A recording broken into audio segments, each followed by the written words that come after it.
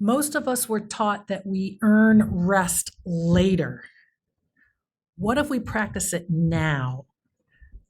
Pretirement is a preparation. It's not an escape. It's not a phase. It's a practice, preparation and practice.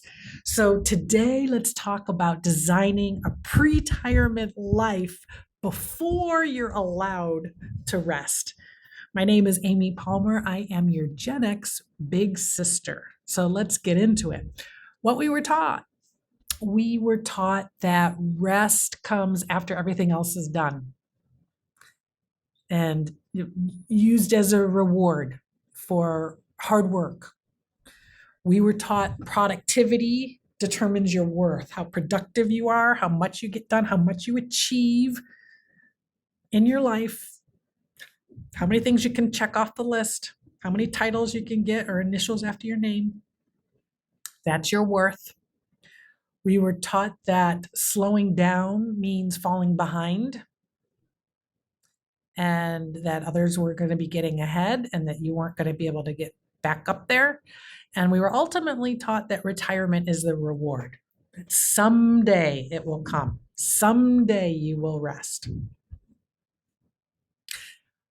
It doesn't work anymore. It doesn't work. And I've been exploring in these last few videos why it doesn't work. Well, our bodies change. We are not built the way we were built in our 20s and our 30s. So our energy level and our sleep patterns and how much we can crank out and how intense of a level we can work at can change. Energy changes, just how we process energy and the way that we spend energy. As we've gotten older, life feels heavier, not lighter. So we have a lot more different weights on us, not just our work, not just our productivity. We've got other things. And that waiting until later, waiting for the rest to come later and like working really hard, thinking that there's a light way down there at the end of the tunnel, like way far down, that causes burnout.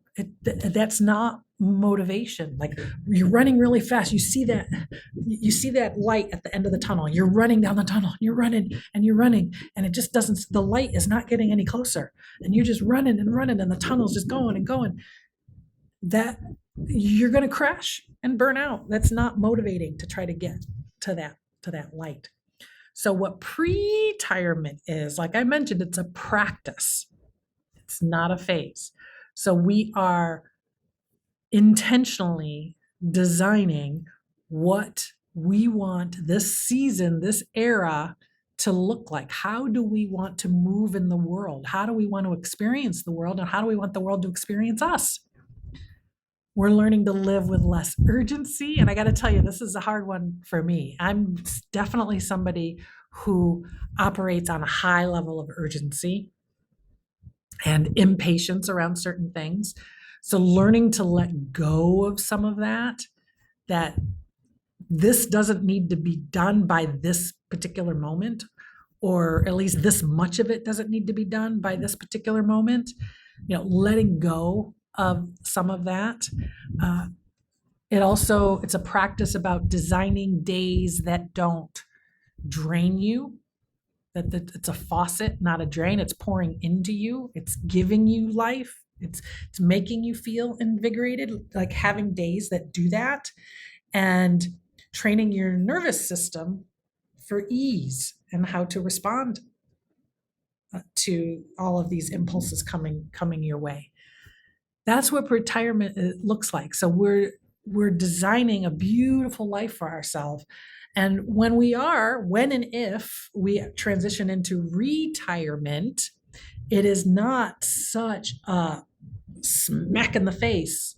It's not such an abrupt, 90-degree turn in another direction. It's more of an ease of a transition and more comfortable and beautiful and natural.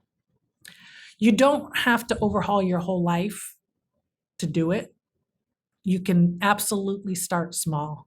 So if you're in the 10, 15-ish years before retirement and you're ready for pre-retirement, you don't feel like you need to wait, you don't have to like completely start over from scratch. You don't have to change every aspect of your life.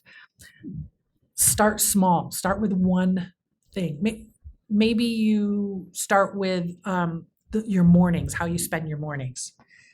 And maybe you intentionally go slower in the morning. Build a morning that feels like it's filled with peace and ease as you ease into the day, instead of like rushing and pushing to get something by a certain moment.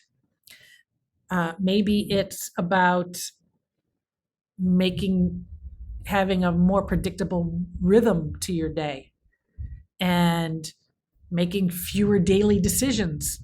Does every single decision that you have on your plate need to be managed today? Does every single thing on your to-do list for today need to be done today? Is there maybe just one or two instead of the 10? So it's starting really small by giving yourself the grace, the space, the forgiveness to just dial it back a little bit and relax into it.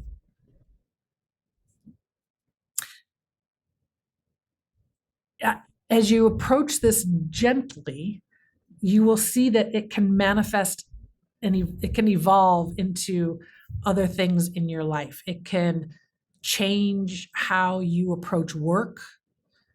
Maybe you are working fewer hours. Maybe you have a tendency to over deliver, right? And you give way more than you need to at work.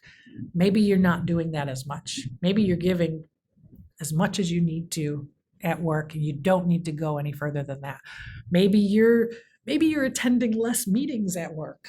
Maybe you show up to every single meeting that you're invited to because you don't know how to say no. And do you really need to be at every single one of those meetings? So maybe you're dialing back on that and setting those expectations. Maybe you're putting more time buffer in between appointments and commitments, again, to give yourself the space to move a little slower and to not be rushed and not to be so urgent all the time. Another way to start to slowly and gently redesign and create a pretirement for yourself is looking at your home space, simplifying your home. Maybe it's decluttering. Maybe do you have an area of your home where you can get utter quiet when and if you need it and want it?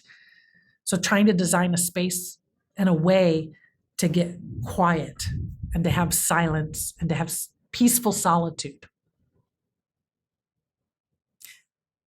I think eventually, if we can all just like let go of feeling like rest is something we need to earn and that we have to prove ourselves, and we have to prove ourselves through productivity and the hustle and grind, I think ultimately you end up being in a happier, more fulfilled. You're ultimately a better filled human being. You're more well-rounded. Your cup is full, and you're able to show up in the world in a much grander way, in a more expansive way.